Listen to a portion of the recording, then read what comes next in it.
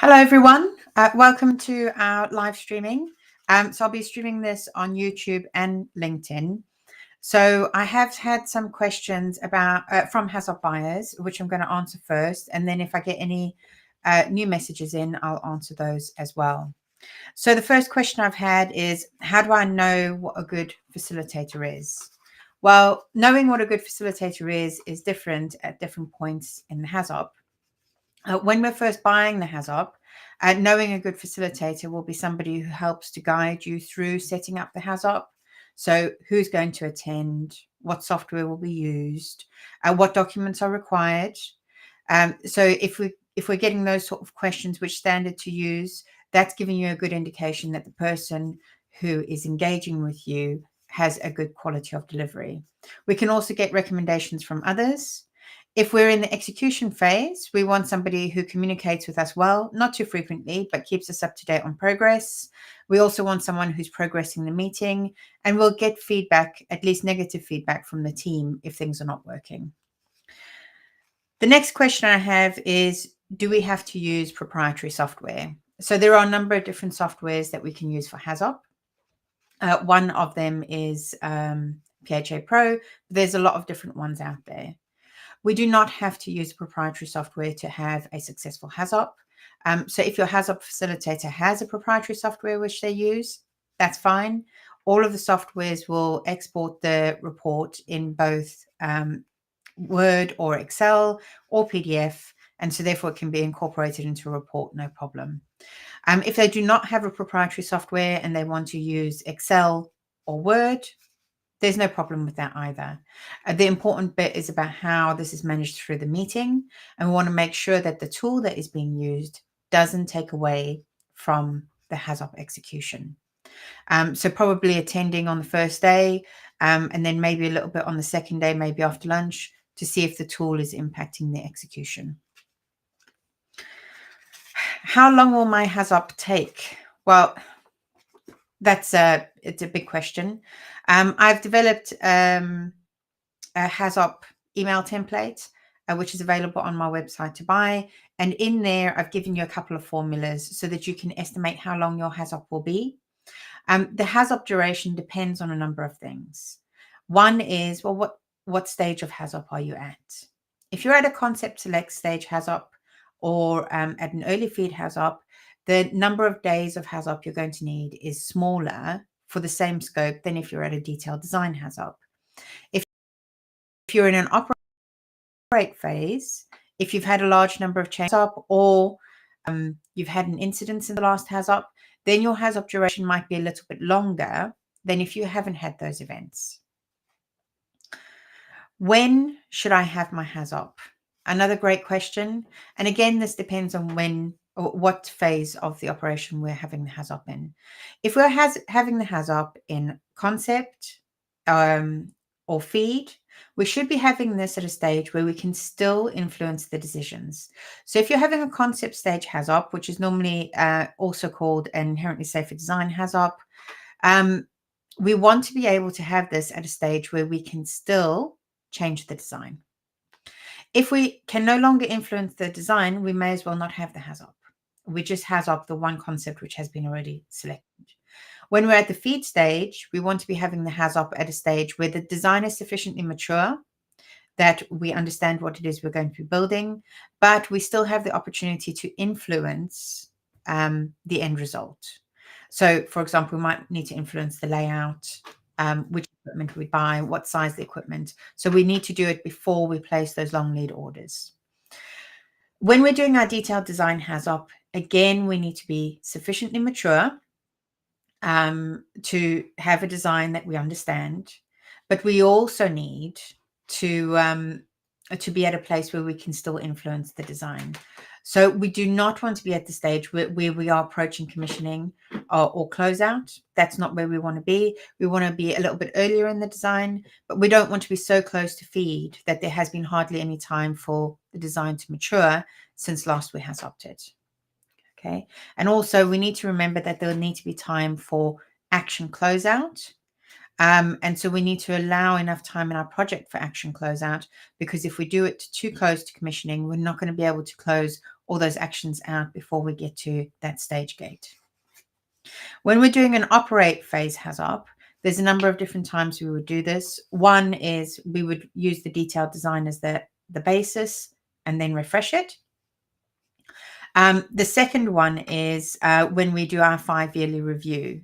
So there's a couple of different HAZOPs we can do here. Either we can re-HAZOP if, for example, we find that we haven't had a very good initial HAZOP or that our procedures change significantly, we need to re-HAZOP. Or we can HAZOP by difference. So we load up the previous study and then we just revisit that. Okay, so there are 2 different ways of doing it, and it depends on the quality of the previous study, plus also what's going on in your facility. Normally, we recommend that you revisit your HAZOP every 5 years, but obviously your company can have any policy, and it would normally align with any regulatory requirements. Like in the UK, we have a safety case or a case for safety submission, and those are normally every 5 years, which is why we align the HAZOP with that. And then I have another question, which is, what do I put in my quote email? Well, as I said, I've got this template, but a couple of topics that you might want to put in. So the mandatory ones are, we need to tell them what the scope is, right? Because otherwise, how is anybody going to be able to say what they need doing? How long it's going to location. So does it need to be face to face, and does it need to be in a certain city or location, or can it be a remote session? And are there any specific times of day that this needs to be happening? If you're on an operating site, maybe you only want to HAZOP 2 days a week, and you might want to do that for 6 months to complete your HAZOP. Or if you're in a project stage, you might want to HAZOP 5 days a week, which can be quite tiring for the team, but maybe that's what you want to do to get the HAZOP out the way and then go back to the project work. So you need to give that bit of detail. And then you'll need to tell them if there's any special requirements. So does the facilitator have any requirements? Does the report have any requirements? Do you need a scribe provided? And do you need to use any proprietary software? Then there's some optional things that you can include. Information about a kickoff call. What do we need in the terms of reference? Do you need a terms of reference? I would strongly recommend having one, but some companies like to go ahead with a HAZOP without one. Do we need with the report, are there any special requirements in the report? And will we be auditing the HAZOP execution? And if we will, what protocol we'll be using? When we do the recommendations, are there any special requirements for recommendations? And some of those I've seen are, for example, putting in a priority. And then we have, are we going to be taking it forward to LOPA? And if we are going to be taking it forward to LOPA, is that part of the HAZOP scope or not? Okay, so if you want a template email that covers all of those things, you can just, I've highlighted the sections that you need to change, then go to my website and there's a template there. Also, you can then just delete the sections that you don't want to include in your email. I'm going to go now to LinkedIn to see if there are any questions or comments. This is my first time, so if I don't get straight to where we need to be, just bear with me. Okay, so I've got a couple of questions on the email, but not related to HAZOP. I'm not sure if this live is linked to the Q&A session already. No, I'm not seeing that. Okay. If you are live, if you just type me any questions, either send it to me on message, or if you put them on YouTube, I'll be able to get them there. Okay. Just going over to YouTube to check. Next time this may be smoother, but at the moment, this is what we have. I don't have any questions either on YouTube. So I'll ask one more question, which I have already from others. So as often I also get a question about what happens if the HAZOP is going to take longer than we initially estimated. This is probably one of the biggest problems we may have as a HAZOP buyer. So, for example, we go into the HAZOP buying process, we don't really know what we're buying, but we decide that the HAZOP is going to be 2 days. Maybe we've spoken to the process engineer, or maybe that's how much we budgeted for when we started our project. We go and we purchase a 2-day HAZOP, and then for some reason, the HAZOP facilitator does not alert us that 2 days is not sufficient for the scope. We start executing and we find out that 2 days is not sufficient for the scope. If we then get to the end of the 2 days and we haven't completed the scope, there's a couple of different ways we can manage this. One is that we can reduce the scope, so we can leave some non-critical systems out, or we can split some other systems. For example, I've seen people split out vendor HAZOPs into a separate HAZOP, so that we can complete the main HAZOP and then do the vendor one separately. Or schedule some additional days. This does some problems, because when we are scheduling additional days, we often have issues associated with getting the same people in the room. And I've seen situations where it's taking us 3 months to find another date with the same attendees. So if we are organizing the HAZOP, it's really important to listen to your facilitator. If they say it's going to take more than the scheduled number of days, it's not better to schedule in those additional days and then finish early and release everybody back to other work than it is to try and find additional days to schedule further HAZOP. That can cause a lot of problem. The alternative you can do um, um, you can you can add additional reduce the scope or reduce the way in which we do it. So we might reduce the number of guide words, although I caution against these sorts of things because it can impact the quality of your study. Okay. All right. Well, I'm going to leave there. I do have something in the chat here. Okay. I've got a question here from Shazad about HAZOP. The frequency during the HAZOP, what is that about? Initiating event, consequences, frequency. Okay, well, there's a lot of different questions in there. So, in HAZOP, we have an opportunity to do something called risk ranking. And we might want to do risk ranking so that we can prioritize recommendations, or so that we have a way in which we can consistently evaluate if we have the correct number of safeguards, the correct number of layers of protection. Um, However, when we do risk ranking, there's two elements to risk ranking. We have the one side, which is consequence severity. Typically, consequence severity is relatively straightforward to estimate, and it can consistently be done with different teams. So if we give the same teams, different teams the same information, we will typically come up with the same severity for consequences.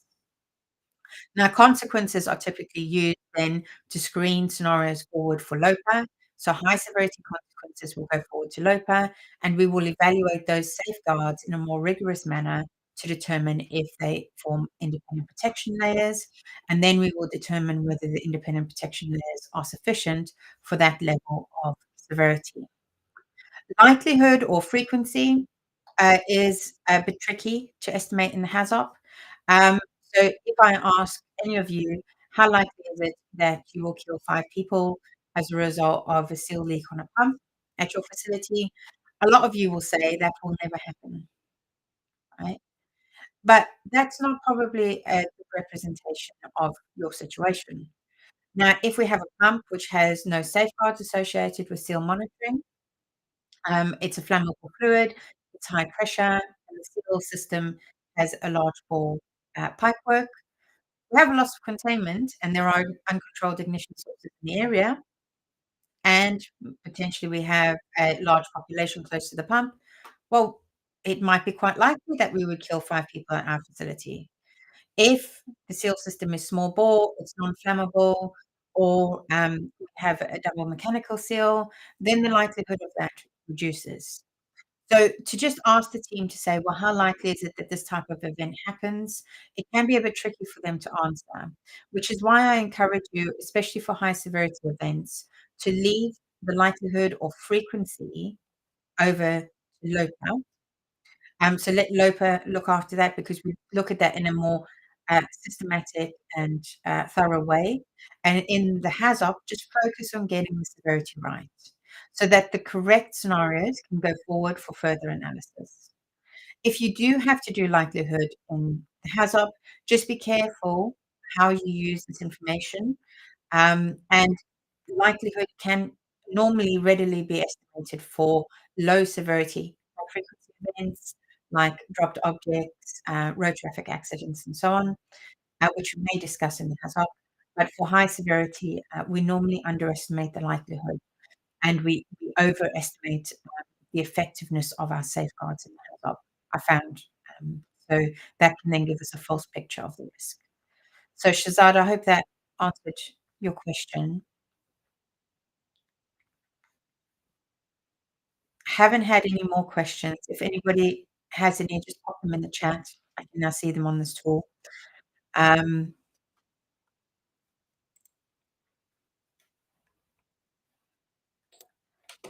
just got somebody on the message trying to get on here, and I'll see if I can. I don't know how to share a link. No. Okay. I'll figure that out for next time. All right. Well, there's no other questions. Shazad, do you have any other questions? You said you had a few regarding HAZOP. Um, I'll stay on for a minute.